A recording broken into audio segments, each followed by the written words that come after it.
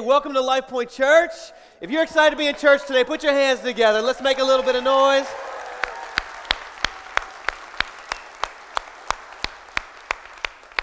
Let me ask you a question. Anybody remember these things? Now, if you're sitting next to somebody under the age of, 18, you may want to explain to them what this is. Anybody remember? Could there be anything more unsafe than driving down the road, trying to navigate with a map? Does anybody ever remember road trips with a map? Come on, somebody. Yeah. You're like, where are we? I don't know. And then you got to try to fold it back up. What in the world kind of origami do you have to do? Right? Now, maybe you didn't travel with one of those. Maybe you traveled with one of these. May have an atlas? Some of you still have an atlas in the car. Just admit it. You still got one. Yeah. See, the thing about a map was you had to have a different one for every state. Right? You go into a new state, you need a new map, but along came the atlas. Right? And so you could just find your state, find the map that you needed, and you could just navigate your way with an atlas. Atlases, that was great. And then, then there was these guys, changed everything. Right? Who had GPS? How many of you had the GPS where you could program the voice? Some of you had Mr. T, I pity the fool, don't turn right here. Right? Did you have that? Isn't that awesome? We had one and we made him sound like an elf and we could turn it into a little sleigh and his name was Alfred. That's what my kids would call him and they were like, Dad, put Alfred on. And I didn't like Alfred because he'd always be like, rerouting. But you remember that? If you wanted to go somewhere, this was so helpful. These little guys made maps obsolete. Who needs them? And then all of a sudden, we have these things, right? And we now have GPS on our phones. Isn't that amazing? Isn't it crazy kind of how life changes and technology changes? And however, one thing that doesn't change though is if you want to go somewhere, you need to know two very critical things, right? You need to know first where you are, right? And you need to know where you're going. Without those two things, you're never going to get to your destination. Now, anybody here done a road trip recently? There's just certain things about road trips that never change. Like the fact that when you leave, you're always going to feel like you forgot something. Anybody ever done that? Why is it that it doesn't matter if you are halfway to your destination or you could just be getting out of the neighborhood? If somebody's like, oh, I forgot something. Does anybody else have this feeling my goodness, let's just cancel the trip? I mean, if I got to drive all the way back to the house, they're it's not even a mile, right? Have you ever been on a trip and you were just, you should have gotten on, you should have been going west, but instead you were going east and you didn't realize it for a while? Can you admit that? Oh, that's disheartening, isn't it? Realizing you were going out of your way. I remember the first time my family, we used to live outside of Raleigh, and the first time we navigated the Beltline in Raleigh, I just remember driving, and I'm like, man, this looks so familiar. And I realized we were just making circles around the thing, Oh, that's so frustrating. So we're starting this series today called You Are Here. Look at your neighbor, say, you are here. You are here because when it comes to life, so many people want to know, why in the world am I here? I had the privilege of having lunch just this week with a guy, and he's like, man, I know God called my family here, but sometimes it's hard to figure out why am I here? And the fact of the matter is when it comes to life, so many of us feel like we spent a lot of our days headed in the wrong direction. We feel like we've been wasting valuable time either going back for something that we forgot or going in another direction, and we aren't really sure exactly why we're here. And so this series is about helping you figure out where you are and where you're supposed to be. Where you are and where you're supposed to be. Because once you have these things figured out, you can choose whatever route you want to take. You can navigate your journey once you know where you are and where you're supposed to be. You know, oftentimes I have the chance of meeting with young people, and it's always cool to me when a young person comes up to me and they say, Pastor Jeff, I feel like God has got like ministry in my future. Like I feel like I'm supposed to be a pastor. What am I supposed to do? And I know they're always looking for some insight, like you should go to this college or you should start reading this book. And here's what I end up telling them. I say, listen, if that is what you feel like God has ahead of you, that is incredible. And you need to make every decision from here on out in light of the direction that God is calling you to. Now, sometimes I meet people and they're like, I can't wait for you to meet. You know, I've met my boyfriend. This is my soulmate. I just want you to know this is the one. I think this is the one. And I offer them the same advice. You know, if you think that this is the right person, then you need to begin to make every decision from here on out in light of the fact that you feel like this is the person that God has for you. You see, I want you to write this in your notes. If you got your note card, take it out. I want you to write this down. I heard this from a pastor several years ago. I've never forgotten it. Write this down. Direction, not intention, leads to destination.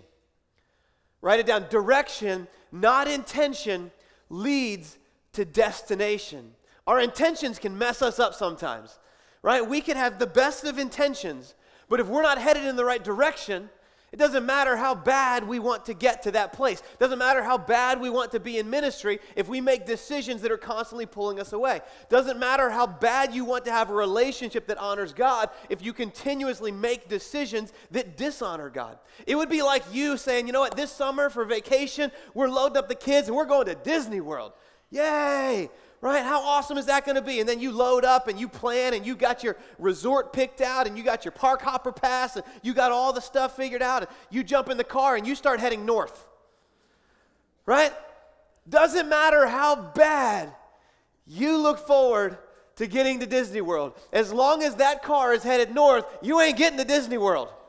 It's not going to happen. You're like, man, it's going to be great. And you can play you can play the sign game, and you can play, when I go to the moon, I'm going to take apples and bananas. You guys play these games?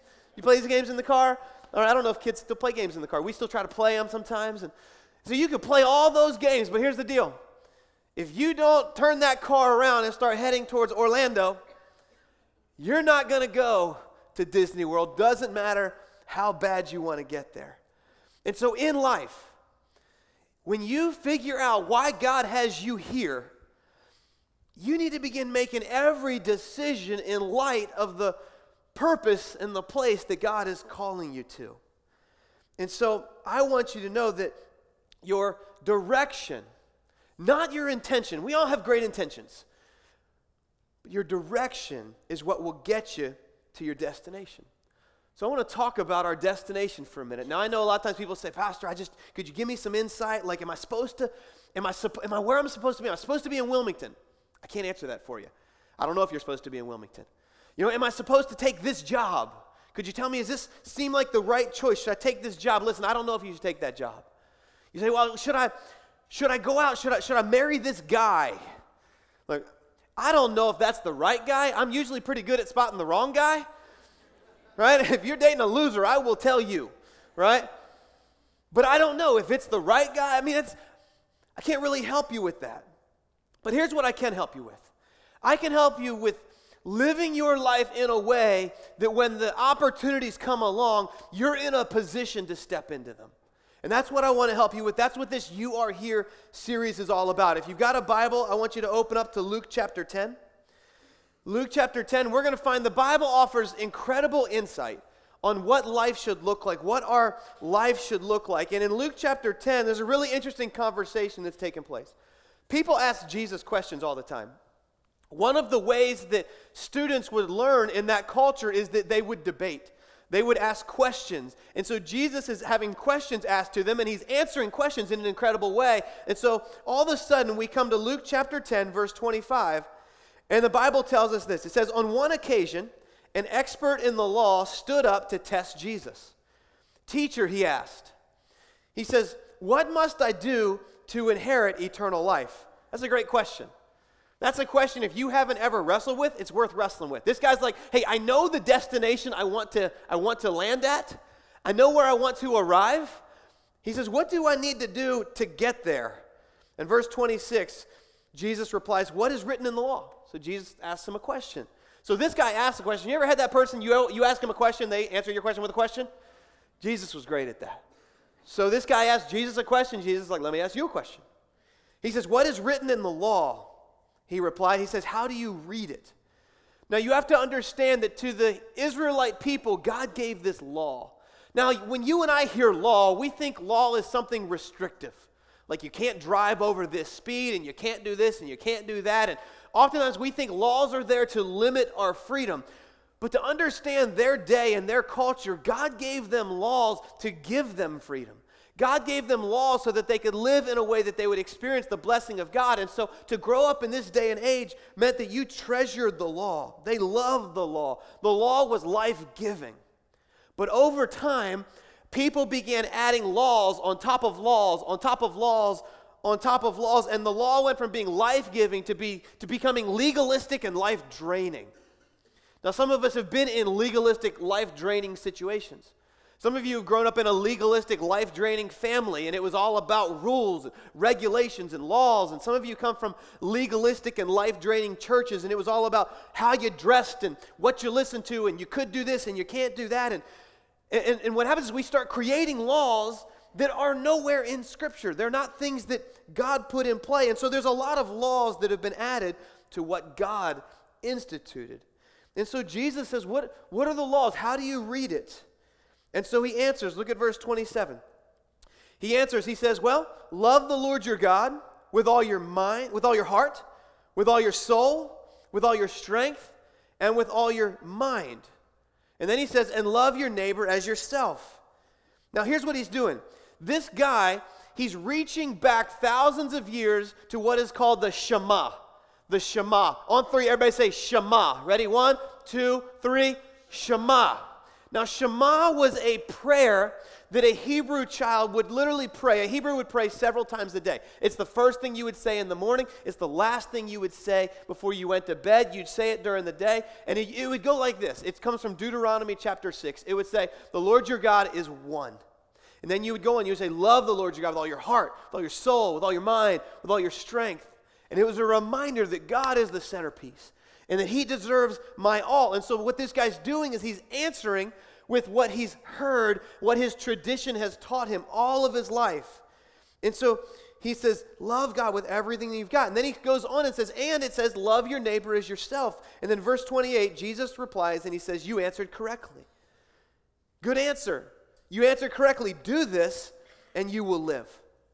Do this and you'll live. Do this and you're on the right path. You're on the right route. You want to get to your destination? Listen, you've answered correctly. So Jesus acknowledges right here that the greatest thing that anybody could ever do with their life is to love God with everything that we've got. All of our heart, all of our soul, all of our mind, all of our strength. Well, what's interesting is when we started Lifepoint Church, we made a decision. We don't want to be about something that Jesus is not about. That we want to be about people finding life, and if life is found in Jesus, if life is found when we love God with everything that we've got, well, that's what we want to be about. And so one of the biggest symbols that we have as Christians is the symbol of the cross. Wouldn't you agree? We look at the symbol of the cross, and the symbol of the cross is the symbol of victory. It's the symbol of salvation. But what if I told you that in the cross, we also have a roadmap for what our life should look like? Let me show you what I mean. So when we talk about the cross, we realize that a cross is constructed out of two pieces of wood, correct? We have the vertical beam. Now when you look at this vertical beam, I don't know if you ever stopped and thought about this. I haven't taught about this in a long time. But when you stop and you look at this vertical beam, this cross that Jesus was hung on, I look at this vertical beam and I think about how that vertical beam can be symbolic of Jesus' love for his heavenly Father, his obedience to his heavenly Father, his commitment, living a life of honor. And for you and I, it symbolizes the same thing. When we look at the cross, it symbolizes our connection with our Father. The greatest decision you'll ever make in life is a decision to surrender your life and then receive forgiveness and grace through Jesus. And when you do that, that vertical relationship with God is established. You're forgiven. You're a child of God. But the cross doesn't just have one beam. It has a second one, and that second beam is a horizontal beam. Now, when you think about the horizontal beam, you think about what that represents. that horizontal beam held the hands of Jesus. Think for just a minute about those hands. Think about the people that the hands touched. Jesus had a way of reaching out to people that nobody else wanted to reach out to. He had a way of running towards people that everybody else ran away from. He had a way of picking up people that the world had knocked down. He touched lepers when nobody was supposed to touch them. I mean, he did things like he sat down with people. He risked his reputation. His hands reached out to a hurting and broken world. Now, you see, when we look at the cross, what I see is, yes, a symbol of salvation and a symbol of forgiveness, but I also see a roadmap for your life and mine. See, when I look at this cross, I look at a vertical relationship with God, and I look at a horizontal relationship with the people that God's put around us. And what I begin to realize is that God has called us to live in such a way that our passion and our love for God intersects our love for other people. And now here's something that I want you to know. This intersection of the cross, guess what we call that? We call that the life point. You want to know what your life should look like? Your life should be lived right here at the intersection of a passion for God and a love for people. See, we live in a world where a lot of people would say, I got a passion for God, and you look at their life and there is no love for people. And you're like, how do you love God but not love people? But then we live in a world that says, I got a big love for people, but I don't have a love for God. Listen, let me tell you, if you've ever tried loving people without a love for God, that is exhausting. It's difficult. I mean, loving people is not easy. But when it is fueled out of a vertical devotion to God, we find that our heart begins to beat for the things that God's heart beats for. So while I can't tell you if you're supposed to live in Wilmington or take this job or marry that guy, I can tell you without a shadow of a doubt that your life is to be lived here, at the intersection of a passion for God and a life that reaches out to other people. Here's what I want you to write in your notes. The life point. Write this down. The life point is where our love for God intersects our love for others. It's where our love for God motivates us and drives us into relationships with other people. It's the intersection. That's where we're called to live. X marks the spot. I hope that when you look at the cross, you'll see a roadmap. And so this series is about helping you figure out, where am I? Because this is where I'm supposed to be. These are the coordinates. But where are you and where am I today? That's what I want to help you figure out. I want you to write this in your notes. Why am I here? Let me answer this for you. You are here to love God. Would you write that down? You are here to love God. That's the reason that you're here. That's not just the reason you're here at Lifepoint. That's the reason you're in this city. That's the reason you're in this state, in this nation, in this world. You are here. God put you here to love Him and be in a relationship with Him. First and foremost, you are here to love God. So let me ask you a question. How is your love for God? Now don't answer that out loud, but just for yourself. How's your love for God? So frequently I talk to people and they say, I wish I was closer to God. I wish I was further along in my walk with God. Listen, you are as close to God as you want to be. Think about that for a minute. You are as close to God as you want to be. If you want to grow in a relationship with somebody here, you invest in that relationship. You spend time with, and as you do, you grow. And I want to tell you, the same thing happens in our relationship with God. The more time we spend, the more our relationship grows. When Jesus suffered and died on the cross and rose from the dead, He removed all obstacles that keep you from a relationship with God. Now it's a matter of us waking up, making the decision. I want to love you, God, with everything that I've got. I want to grow in this relationship. So I want to go through what we call the greatest command. The greatest command, to love God with everything we've got. I want to walk through this, and I want you to use this as an opportunity to just assess, where am I today? Where am I? If this is where I'm supposed to be, the intersection, then where am I? And so get your notes and write this down. Number one is this. We're to love the Lord with all your heart. Love the Lord with all your heart. Would you write the word affection next to that? Love God with all of your affection. All of your affection. So let me ask you a question. How is your heart? How is your heart? Maybe today can be a checkup of sorts on your heart. Loving God with all of our heart, all of our affection. That's our emotions. Did you know God wired you with emotions? Your will, your deepest convictions, your desires. I think it's so neat that Jesus starts here. He starts at the heart because, quite honestly, The heart of the matter is the matter of the heart. It doesn't matter if we get everything else right and we miss it with the heart. Whatever your problem is, it starts in your heart. How's your heart today? How's your heart today? The Bible says in Proverbs 4:23, above all else, guard your, say with me, guard your heart. Guard your heart. Why? Here's why. For everything you do flows from it. Did you know that? Every aspect of your life flows from your heart. And here's what I can promise you in this life. In this world, your heart will come under attack.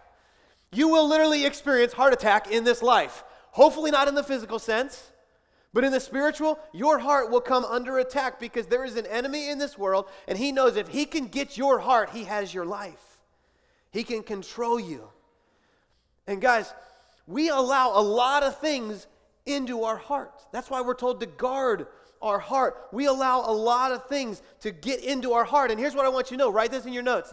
What takes root in your heart grows fruit in your life. You better believe it. What takes root in your heart will grow fruit in your life. Have you ever noticed how if your neighbors have weeds, those weeds will just work their way into your yard if you do nothing? There are weeds that will grow up in your heart if you do nothing to prevent it. They have a way of creeping in. And let me tell you, there are weeds that will take root in your heart. One of those is a weed of bitterness. You ever dealt with a bitter heart? Can I tell you, it's tough to get rid of. It's tough to uproot a bitter heart. A bitter heart leads to a bitter person. I love what Erwin McManus says about a seed of bitterness. He says, bitterness is the enemy, look at this, the enemy of love because it makes you unforgiving and unwilling to love unconditionally. You know anybody that won't forgive? It's probably because they're bitter. He goes on and says, bitterness is the enemy of hope because you keep living in the past, become incapable of seeing a better future. Bitterness is the enemy of faith because you stop trusting anyone but yourself. Some of you are there today. This has taken root in your heart and it's growing fruit in your life. And today you got to pluck those weeds. You got to rip that out. For some of us, it's a seed of jealousy. It's a jealous heart. And it's led to a jealous life. It's a seed of negativity. Why am I such a negative person? Why is it always just like there's not enough and, get just down on everybody? It's because you've allowed this seed to take root in your heart. Maybe it's cynicism. And you just are always picking things apart. It's an unhealthy heart. Listen, I don't care how sharp your mind is, how strong your muscles are, if your heart isn't healthy. And let me tell you, we live in a world where it is tough to have a soft heart. But we've got to maintain a soft heart. It's hard though, because people can be downright hateful and irritating. You know anybody like that? Just nod at me if you do. You know some downright hateful, just go ahead. I know they're sitting next to you and that's weird. You don't have to acknowledge that it's them, right? It's just people are like that. People will say things. You ever love when somebody's like, hey, don't take this personally? Like, do I need to punch you now or should I let you finish what you're about to say, right? Like, don't take this personally. Okay. Yeah, that's always a fun one, right? People say things and they cut you deep. And what happens is you start guarding your heart. And what happens is instead of just protecting, you start having a guarded heart or a calloused heart. Honestly, guys, I believe some of the most hateful people, they sit in church every week. It's ugly sometimes. People be like, bless God, bless the Lord, oh my soul, and watch me just talk ugly about other people. Look, we don't need that, all right? Look at your neighbor and say, ain't nobody got time for that. Get that mess out of the church. We don't play with that. Homie, don't play that. Look at your neighbor and say, homie, don't play that. Some of you don't even know what I'm talking about. Listen, for some, though, let's just be honest. Some of us, this is where we're at. We're like, man, that's me, and I know it. Can I tell you, only Jesus can heal your heart? Only Jesus can heal your heart. I love this. In Ezekiel 36, verse 26, God makes these promises to his people, and he says, listen, I'll give you a new heart. I'll give you a new heart, and I'll put a new spirit in you. And not only that, but I'm going to get rid of the old stuff. I will remove from you your heart of stone. That's where some of us are at, man. We just got this hard heart. He says, I'll remove your heart of stone, and I'll give you a heart of flesh, a soft heart. You know, there's a book that I read a while back by Pastor Mark Batterson called Primal, and he tells a story in there, and it's so incredible. And it's a story about Dr. Bill Frist, and Dr. Bill Frist performs heart transplants, performed over 150 of them. And he tells this story, and I thought it's so amazing. I want to share this quote with you from his book. He says this, he says, "Heart transplants are a marvel of modern medicine. But the heart goes way beyond what medicine can explain or understand. It's more than a physical pump. It doesn't just circulate 5,000 quarts of blood through 60,000 miles of blood vessels day in and day out." Check this out. The heart has a mind of its own. Studies suggest that the heart secretes its own brain-like hormones and has cellular memory. Heart transplant recipients don't just receive a new organ, they receive cellular memories. The study concluded that transplant recipients don't just receive a new heart. Watch this. This is crazy. It'll blow your mind. They don't just receive a new heart. They receive whole new sensory responses, cravings, and habits. Which means if you have received a heart transplant, you will begin to crave things that the original owner of the heart craved. How crazy is that? So if God says, "I will remove your heart of stone and I will put my heart inside of you," it's only natural that we begin to crave what God craves. Check this out. I love this. Psalm 37:4. Watch this. "Take delight in the Lord and he will give you the desires of your heart." I hear a lot of people preach this and like, if you love God, he'll give you what you want. I don't think it reads that way. I think that if we delight in God, we begin to desire what he desires. He gives us desires. It's why some of you desire things today you never would have desired years ago. You're like, where did this come from? Where did this compassion come from? Where did this brokenness, this broken heart come from? Could it be that you've grown to love the Lord your God with all of your heart? Your vertical relationship is where it needs to be, and now it's driving you horizontally to people that need hope.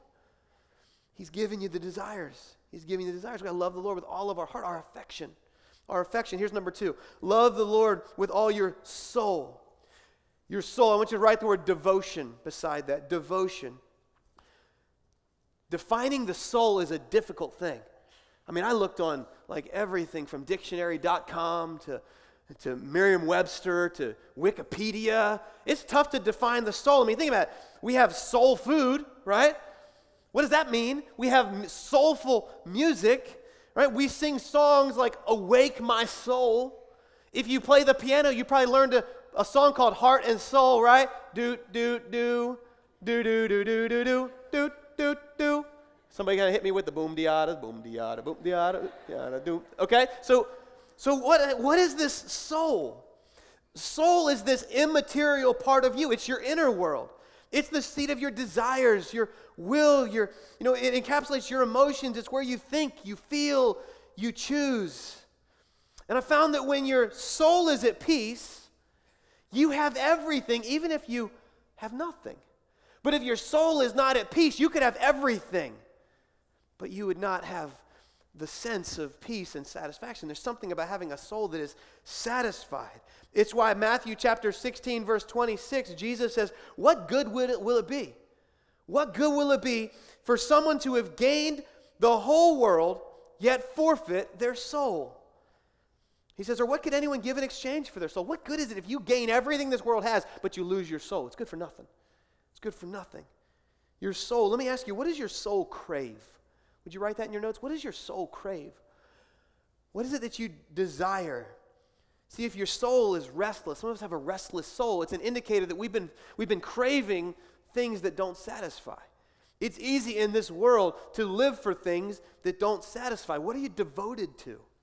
See, we desire what we're devoted to. Your soul. What does your soul crave? We're to love God with all of our soul, all of our cravings and our devotion. And then look at number 3. He goes on and says, love the Lord with all of your mind. Your mind. Would you write down the word attention? This is loving God with all of my attention. My attention is focused on God. We need to be intentional. We need to be intentional about what we give our attention to. There should be some intention about our attention. We should think about what we think about. There should be an intentionality about us. Think about, we should be thinking about the choices we make. Thinking about the relationships we pursue. I love that God doesn't just tell us to blindly follow Him. God doesn't just say, shut down your mind. I gave you a great mind. Just shut it down and follow me. I love the people that come to God because they wrestled with question upon question upon question, and they didn't just grow up with it. See, I grew up in a home where I was just taught about Jesus, and when I was young, I was like, well, yeah, I want Jesus in my life, and I made a decision to live for Jesus. But I know people that are like, I didn't grow up with that, and I've had to wrestle with this, and this is difficult, and I'm trying to make sense of it all. I love people that come from that place. Because when they come to the place where they put their faith and trust in Jesus, it's like, you know what? I wrestled this with my mind. I went to science and I found God. I love people that say, you know what? I set out to disprove Jesus and Christianity, and I came to the conclusion that it's absolutely true. People like Lee Strobel and Josh McDowell who said, I'm gonna poke holes through this Christianity. But the more they studied, the more they said, you know what? Everything points me back to a God who loves me. So listen, when it comes to faith, you don't have to check your brain at the door. There's a lot of brilliant, brilliant Christians out there. God says, I want your mind and your attention to be focused on me, your attention. So let me ask you, what consumes your mind? What is it that consumes your mind? I find for a lot of us, our minds are consumed by worry. We're not focused on God because we're worried. We're worried about maybe not having enough or not getting the job or not, making the cut. We worry when our minds should be more consumed with worship. I found you can worry or you can worship. The two are really the same. They just have a different focus. Right? If you can worry, you can worship. Worry is constantly focused on the problem. Worship is focused on the solution. And so where's your mind? Is worry consuming your mind? That's where a lot of us are. Man, it's tough in this economy. Goodness, a lot of us live in homes that if we had to get rid of, we couldn't. It's easy to worry about that. It's tough to get a job in Wilmington sometimes. A lot of people move here because they love it. They try to find a job, and many of you, you're in that place. You're like, I thought it would be easier than this. I'm worried. I'm worried about providing. I'm worried about having enough. I'm worried about my kids. Worry about am I being a good enough parent? There's a lot of things in this life to worry about. I love Matthew 6:27. Jesus says, can any one of you, by worrying, add a single hour to your life? Somebody say no. No, it's not going to happen. You're not going to add anything to your life. Matter of fact, it's been proven that worry causes stress. Stress will take away from your life. Worry is ruining your life. But then Jesus adds this in Matthew 6:33. He says, seek first his kingdom and his righteousness. And watch this. All these things will be given to you as well. So wait, if I set my mind on things above, if I set my mind on things of God, you mean he's going to take care of these things that I worry about? Yes. Give God the first, your first thoughts, your first consideration. Let him be the first in your mind. Love him with all of your mind. And then let's look at the fourth and final. He says, love the Lord with all your strength. Your strength. Write down the word ambition. Ambition. Love God with all of your ambition. Ambition. The Greek word here in strength is the word, it could also be translated power. The Aramaic translation would be the word wealth. And so I want you to write down this question. What are you striving for? What is it you're using your power and your wealth to achieve? What are the strivings of your life? What are you striving for? God has given every single one of us unique gifts, abilities, energies, resources, possessions. What are you doing with them? What are you doing with the things that God has put in your resources at your disposal? Are you saying, God, I'm placing them before you because I'm loving you with all of my strength, my power, my wealth, my ambition. I'm striving for you, God. Or are you simply using them to advance yourself? Did you know that when you use what God has given you for his glory, man, you are bringing glory and honor to him. You are worshiping him through that. The Bible tells us in Colossians 3:17, it says, whatever you do. Somebody say, whatever. Say it again, whatever. Check this out. Whatever you do, whether in word, something you're saying, deed, something you're doing, do it all in the name of the Lord Jesus, giving thanks to God the Father through him. So when you're like, should I take this job or should I do that job? Should I pursue this major, that major? Look, whatever. Whatever you do, don't get so caught up in, God, am I supposed to do this, this, or this, and lose out on the fact that I'm just supposed to love you, God, with everything that I've got. Whatever I do, I'm going to do it all for your glory. For you, I'm going to love you with all my strength, God, all my ambition. I'm going to strive for you. See, loving God, it starts in our heart. I don't think it's a coincidence that God starts here. That he says, it starts with the heart. And then it begins to work its way. It ripples out through our life. Loving God starts in our heart. But then it encompasses all of our being. It utilizes all of our resources. It's an inside-out love. See, real change happens from the inside out. You ever met somebody and you so wanted them to like you, and so you started making changes so that you would be more like them, and so it was more of an outside-in change. You changed your way you dressed, or you changed the things you liked, or you changed the music you listened to. You made these outside-in changes, but what happened when that relationship went apart? All those things just started reverting back. And for a lot of us, we try to start with this horizontal. I'm going to get my horizontal relationships right. I'm going to try to serve people. I'm going to go to Bible studies. I'm going to do all this good stuff. And it works for about 3 weeks. I'm going to trust God. I'm going to pray. And it works for a couple weeks. And it gets exhausting. Do you know why it gets exhausting? Because here's what we're doing. We're taking this and we're saying, God, I want to be your hands to the world. And we just hold it. And we're good for a few days. And God, I'm going to be your hands. And I'm going to reach. Look at me reaching, God. And then we're like, oh my goodness. I'm like the dude in Unbroken. You guys seen that? I got this. But what happens? We get exhausted. Because we can't do this in our own strength. And over time, we're trying, and God, we mean well. We're trusting. But it's getting exhausting, God. What happened to that yoke is, easy thing. Right? And then we walk into church, we're like, okay, I'm good, I got this. And over time, what happens is we collapse. Because we can't do it in our own strength. And God says, listen, if you would just focus on your love for me, then you will have something to anchor your horizontal relationships to. This is why every marriage that is not grounded in Jesus, man, it's tough. But when your relationships are grounded in Jesus, when your outreach is grounded in Jesus, oh my goodness, you're tapped into a power source that never runs out. And so we're called to live right here. But let me just ask you these 4 questions again. It's just for you. What are you passionate about? Is Jesus on that list? Be honest. Is a relationship with God something you're passionate about? What does your soul crave? What is it that you're striving for? Like, I want these things. I think if I can get this, then I will have arrived. Then everything will work. What are you craving? What consumes your mind? Is it worship or is it worry? What are you striving for? What is it that my ambition? It's good to be driven. It's good to use the gifts and talents and abilities God's given you, but what are you striving for? What's the end result? What's the goal? I want to take you back to Luke 10, verse 28. So Jesus acknowledges that this guy, great job. You got the answers right. You aced the test. Look at what he says. He says, you have answered correctly. Do this, and you will live. Translation, it's not enough to know the right answer. It's not enough. There's a lot of us that we know. We're educated way beyond our obedience. Man, we know. We quote verses. But we're not doing anything with it. We're deceiving ourselves. Many Christians know the right thing to say, but we live so much different. Some of us, man, we've got such an intellectual faith. It's so heady that we've forgotten that God wired us with a heart.